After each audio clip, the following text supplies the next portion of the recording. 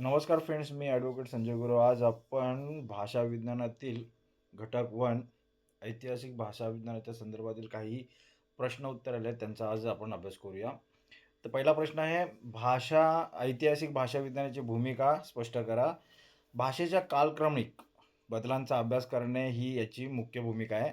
तर ऐतिहासिक भाषा विज्ञानाची भूमिका काय आहे? तर भाषा आहे, त्या भाषेच्या क्रमनिक बदलांचा अभ्यास करणे ही या ऐतिहासिक भाषा विज्ञानाची अभ्यासाची प्रमुख भूमिका आहे. भाषेतील शब्द, ध्वनी आणि व्याकरण काळानुसार कसे बदलले, या बदलांमागील कारणे काय होती आणि विविध भाषांचे एकमेकांशी नाते काय, हे शोधणे ह्या शास्त्राची महत्त्वाची जबाबदारी आहे. काय म्हटलेलं आहे? तर ऐतिहासिक भाषा विज्ञानाची भूमिका काय?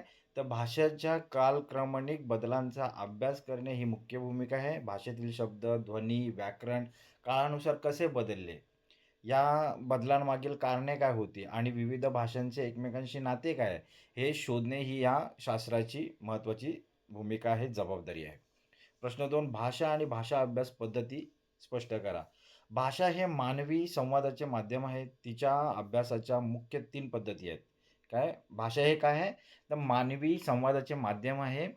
तिच्या अभ्यासाचे मुख्य 3 पद्धती आहेत. एक वर्णनात्मक, एका विशिष्ट कालखंडातील भाषेचा अभ्यास. वर्णनात्मक म्हणजे काय? एका विशिष्ट कालखंडातील भाषेचा अभ्यास. दुसरा आहे ऐतिहासिक भाषेच्या प्रवासाचा काळानुसार अभ्यास. तिसरा आहे तौलनिक अभ्यास, कंपॅरेटिव्ह अभ्यास. 2 किंवा अधिक भाषांची तुलना करून साम्य शोधणे, साम्य शोधणे, ही तौलनिक पद्धतीचा अभ्यास आहे. काय म्हटलेलं आहे? भाषा आणि भाषा अभ्यास पद्धतीमध्ये भाषा हे मानवी संवादाचे माध्यम आहे. तिच्या भाषेच्या मुख्य 3 पद्धती आहेत भाषा अभ्यासाच्या. तर पहिली पद्धत आहे वर्णनात्मक. एका विशिष्ट कालखंडात, जसं की प्राचीन कालखंड किंवा शिवकालीन कालखंड किंवा यादवकालीन कालखंड किंवा आर्य कालखंड, त्या कालखंडातील केलेला अभ्यास म्हणजे वर्णनात्मक अभ्यास होय. दुसरा आहे ऐतिहासिक अ, अभ्यास. या ऐतिहासिक भाषा अभ्यास म्हणजे भाषेच्या प्रवासाचा काळानुसार केलेला अभ्यास म्हणजे ऐतिहासिक भाषा अभ्यास होय. हा कसा असतो, की अर्वाचीन प्राचीन काळापासून ते आधुनिक काळापर्यंत प्रवासात अ, अ, भाषेचा जो बदल होत गेलेला आहे, वर्णांमध्ये, ध्वनींमध्ये, व्याकरणांमध्ये जो बदल होत गेला, त्या बदलांचा अभ्यास करणे म्हणजे ऐतिहासिक भाषा विज्ञानात हा अभ्यास केला जातो. त्याला ऐतिहासिक भाषेचा अभ्यास पद्धती म्हटलेलं आहे. भाषेच्या प्रवासाच्या काळानुसार अभ्यास करणे म्हणजे ऐतिहासिक अभ्यास होय. ओके. पुढचा आहे तौलनिक अभ्यास. 2 किंवा अधिक भाषांची तुलना करून त्यात साम्य किंवा भेद शोधणे म्हणजे तौलनिक अभ्यास होय. प्रश्न 3, ऐतिहासिक भाषा विज्ञानाचा जनक कोण होता? तर ऐतिहासिक भाषा विज्ञानाचा जनक सर विल्यम्स जॉन्स होता. 1786 मध्ये सर विल्यम जॉन्स यांनी रॉयल एशियाटिक सोसायटीत केलेल्या भाषणामुळे या शास्त्राचा पाया घातला गेला. त्यांनी संस्कृत, ग्रीक आणि लॅटिन या भाषांमध्ये साम्य सिद्ध केले आणि त्या एकाच मूळ भाषेपासून निघाल्या असाव्यात, असा त्यांनी विचार मांडला आणि यातूनच तौलनिक भाषा अभ्यासाची सुरुवात झाली किंवा जन्म झाला. तर काय म्हटलेलं आहे? ऐतिहासिक भाषा विज्ञानाचा जनक कोण आहे? सर विल्यम जॉन्स हा ऐतिहासिक भाषा विज्ञानाचा जनक आहे. त्याने 1786 मध्ये सर विल्यम जॉन्स यांनी रॉयल एशियाटिक सोसायटीत केलेल्या भाषणामुळे या शास्त्राचा पाया घातला गेला. त्यांनी संस्कृत, ग्रीक, लॅटिन काय म्हटलेलं आहे? त्यांनी संस्कृत, ग्रीक, लॅटिन ह्या भाषा काय म्हटलेलं आहे? त्यांनी संस्कृत, ग्रीक आणि लॅटिन या भाषांमधील साम्य सिद्ध केलं. या भाषा कशा आहेत? एकमेकांमध्ये साम्यता शोधलं त्यांनी.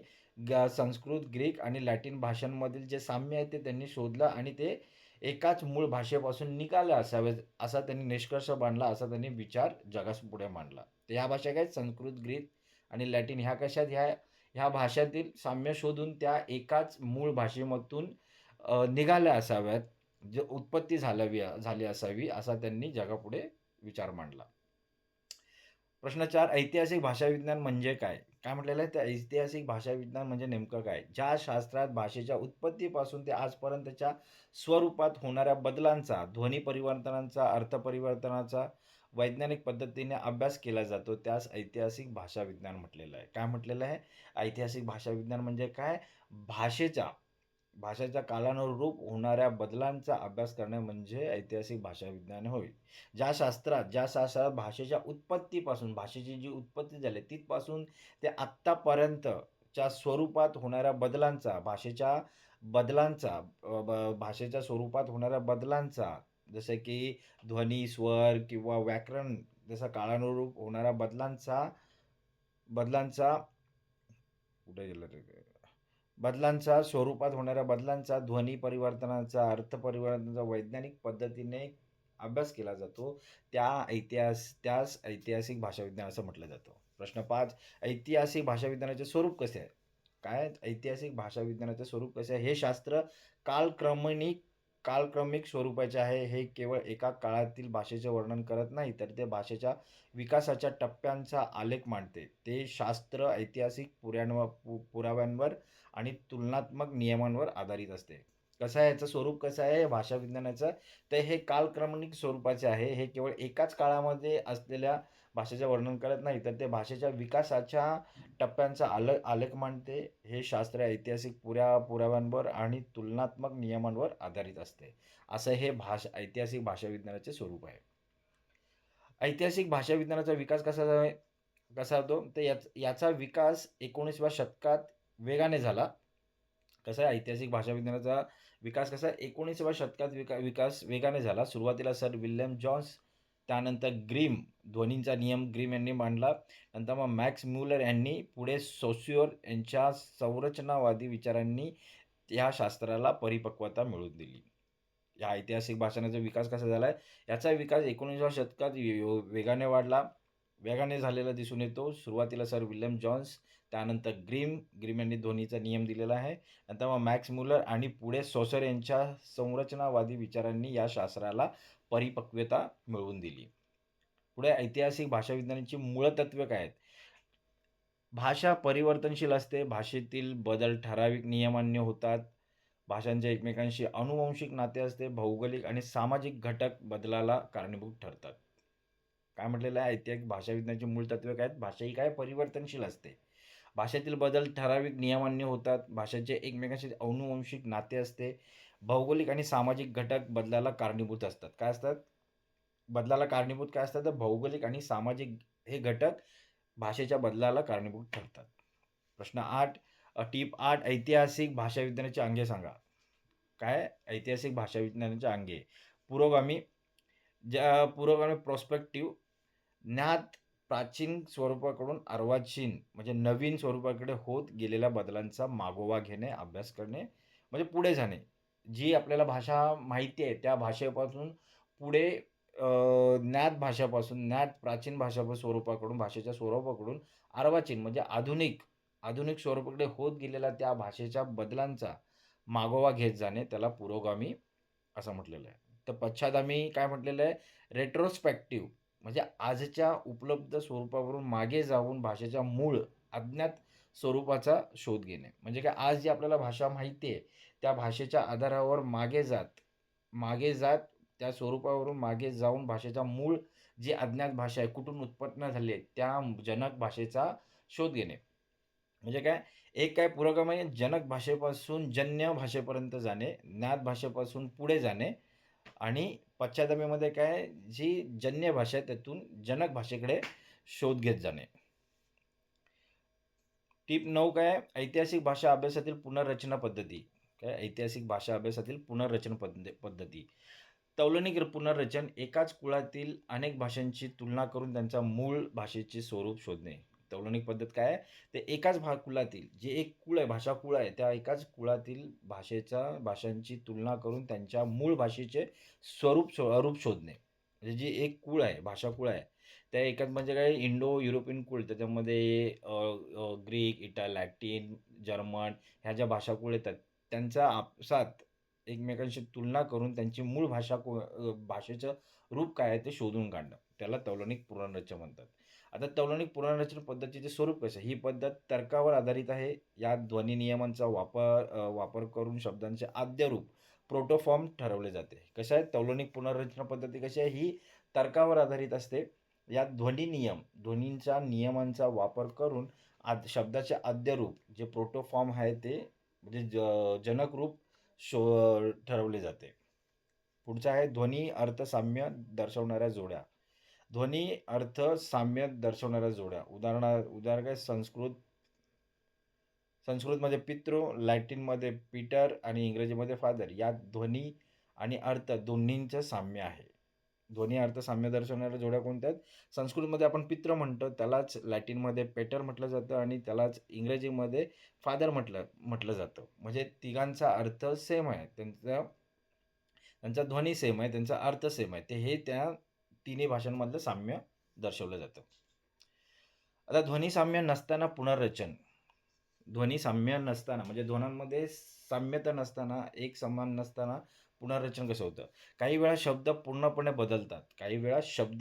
बदलतात, पण व्याकरणाच्या साच्यावरून त्यांचे मूळ शोधले जाते. काय केलं जातं? तर काही वेळा शब्द हे पूर्णपणे बदलतात, पण त्यांच्या व्याकरणाच्या साच्यावरून त्यांचे मूळ शोधले जाते. त्यास ध्वनी साम्य नसताना पुनर्रचन केलं म्हटलं जातं.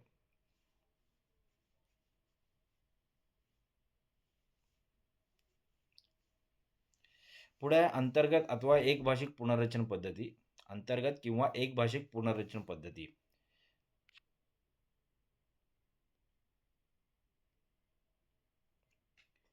अंतर्गत किंवा एकभाषिक पुनर्रचन जेव्हा केवळ एकाच भाषेच्या बोलींचा किंवा वेगवेगळ्या कालखंडातील रूपांचा अभ्यास करून त्या भाषेचे प्राचीन रूप शोधले जाते, त्यास एकभाषिक पुनर्रचन पद्धती म्हणतात. काय म्हटलेलं आहे? की जेव्हा जेव्हा केवळ एकाच भाषेच्या बोलींचा किंवा वेगवेगळ्या कालखंडातील एक भाषा आणि वेगवेगळ्या कालखंडातील रूपांचा अभ्यास करून त्या भाषेचे प्राचीन रूप शोधले जाते, तेव्हा त्यास एक भाषिक पुनर्रचन पद्धती म्हणतात. यात तुलना दुसऱ्या भाषेऐवजी स्वतःच्याच भाषेच्या जुन्या रूपाशी केली जाते. ही एकच भाषा असते आणि त्या भाषेमध्ये झालेल्या बदलांची तुलना केली जाते. आपसातच. दुसऱ्या भाषेची तुलना केली जात नाही. मग त्यास एक भाषिक पुनर्रचना असं म्हटलेलं आहे. कसं म्हटलेलं आहे? त्यात दुसऱ्या भाषेऐवजी स्वतःच्याच भाषेच्या जुन्या रूपाशी केली जाते. पुढचा प्रश्न आहे, ऐतिहासिक भाषा विज्ञानाच्या मर्यादा स्पष्ट करा. ऐतिहासिक भाषा विज्ञानाच्या मर्यादा काय आहेत? लिखित पुराव्यांचा अभाव असल्यास पुनर्रचन केवळ कल्पनेवर आधारित राहते. ही एक मर्यादा आहे. जर लिखित पुरावा नसेल, तर पुनर्रचन केवळ कल्पनेवर आधारित राहते. म्हणजे 100% अचूकता मिळवणे कठीण असते. भाषेतील काही बदल अपघाती असतात. त्या नियम लावता येत नाहीत. काय सांगितलेलं आहे महत्त्वाचे मर्यादा? तर लिखित पुरावा नसेल तर भाषेची पुनर्रचना केवळ कल्पनेवर आधारित राहते. 100% अचूकता मिळवणे कठीण असते. तिसऱ्या भाषेतील काही बदल अपघाती असतात. ते ह्या मर्यादा आहेत. पुढे प्रश्नांची उत्तरे आलेत. ऐतिहासिक भाषा विज्ञानाचा विकास कसा होत गेला? काय म्हटलेलं आहे, की ऐतिहासिक भाषा विज्ञानाचा विकास कसा होत गेला? ऐतिहासिक भाषा विज्ञानाचा विकास 3 टप्प्यात झाला. पहिला टप्पा म्हणजे सर विल्यम जोन्स यांनी 18व्या शतकाच्या शेवटी मांडलेले तुलनात्मक विचार. दुसऱ्या टप्प्यात 19व्या शतकात ग्रीम, ग्रासमन आणि वर्नर यांच्या ध्वनी परिवर्तनाचे नियम मांडून याला वैज्ञानिक आधार दिला. तिसऱ्या टप्प्यात 20व्या शतकात भाषेच्या सामाजिक आणि सांस्कृतिक अंगांचा विचार करून भाषाकुलांचे वर्गीकरण करण्यात आले. भाषा विज्ञानाचा विकास कसा होत गेला?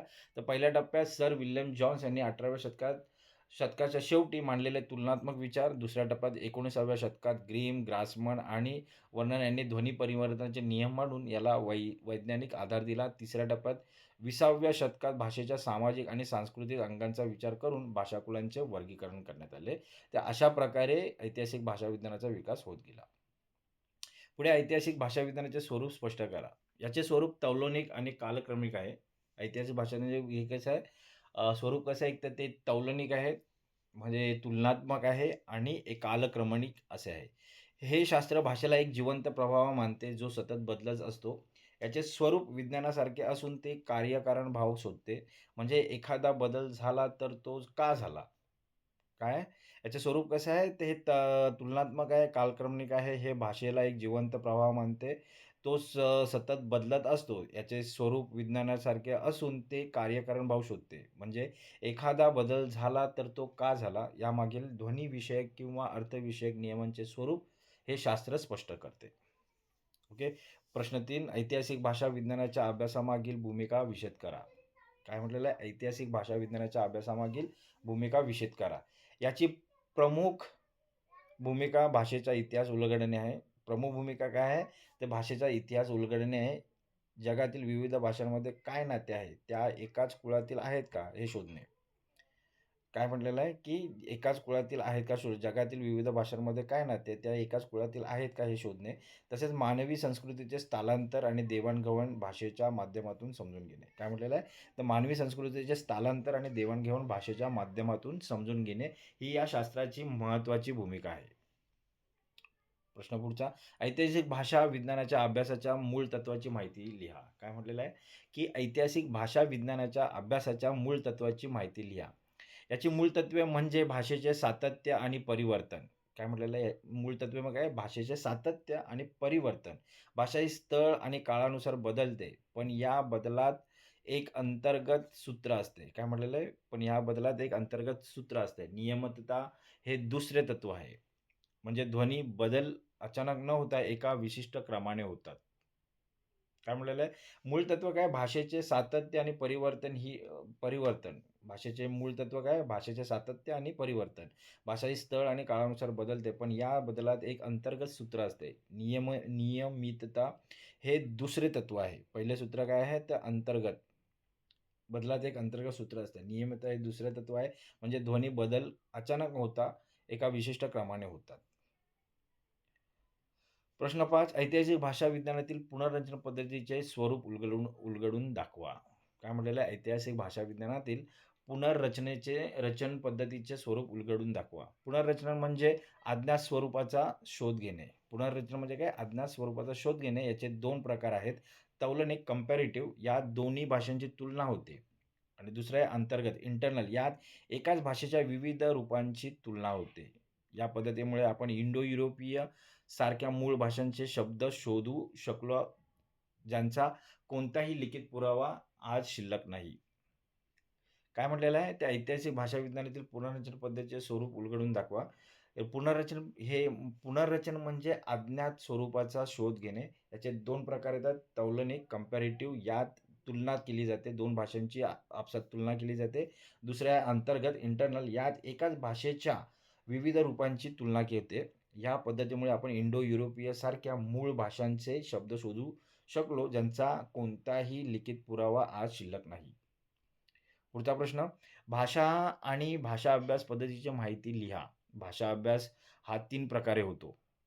भाषा आणि भाषा अभ्यासाची पद्धती काय आहे? भाषा अभ्यास हे 3 प्रकारे होतो. एक वर्णनात्मक, भाषेची रचना कशी आहे? ध्वनी, पद, वाक्य. भाषेच्या रचना कशी आहे? या रचनावरती अभ्यास होतो वर्णनात्मक. दुसरा आहे ऐतिहासिक, भाषा कशी बदलली प्राचीन ते आधुनिक. तिसरा आहे तौलनिक, 2 भाषांत काय साम्य आहे? उदाहरणार्थ मराठी आणि गुजरातीमध्ये काय साम्य आहे? याचा अभ्यास करणे. पुढचा प्रश्न. ऐतिहासिक भाषा विज्ञानाच्या अभ्यास पद्धतीच्या मर्यादा स्पष्ट करा. ऐतिहासिक भाषा विज्ञानाच्या अभ्यास पद्धतीच्या मर्यादा स्पष्ट करा. या शास्त्राची मोठी मर्यादा म्हणजे काळाचा पडदा. मोठी मर्यादा आहे काळाचा पडदा. हजारो वर्षापूर्वीचे बदल शोधताना ठोस पुराव्यांची कमतरता भासते. केवळ तर्कावर आधारलेली पुनर्रचना चुकीची ठरू शकते. तसेच संमिश्र भाषांच्या बाबतीत उदाहरणार्थ पिजन, क्रिओल यांचं उदाहरण ऐतिहासिक मूळ शोधणे अत्यंत कठीण असते. तर ह्या मर्यादा आहेत.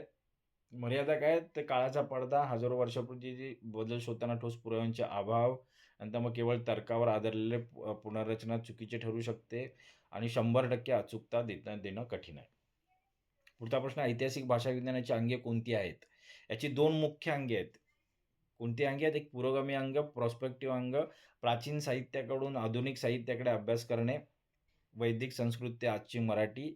हे आहे प्राचीन प्राचीन भाषा आहे. प्राचीन ज्ञात असलेली भाषा त्यातून पुढे जाणे.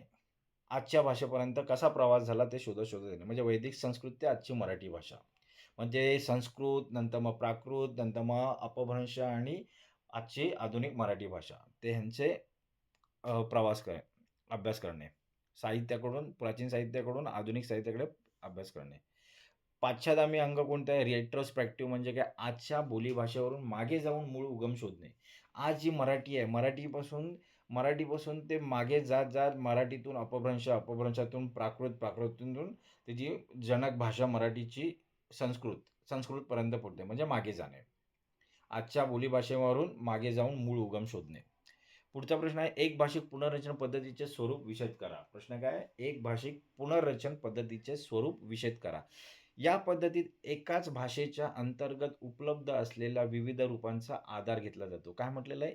या पद्धतीत ही जी एक भाषिक पुनर्रचना पद्धती आहे, या पद्धतीत एकाच भाषेच्या इंटरनल उपलब्ध असलेल्या विविध रूपांचा आधार घेतला जातो. उदाहरणार्थ मराठीतील केले, केलेले, केला.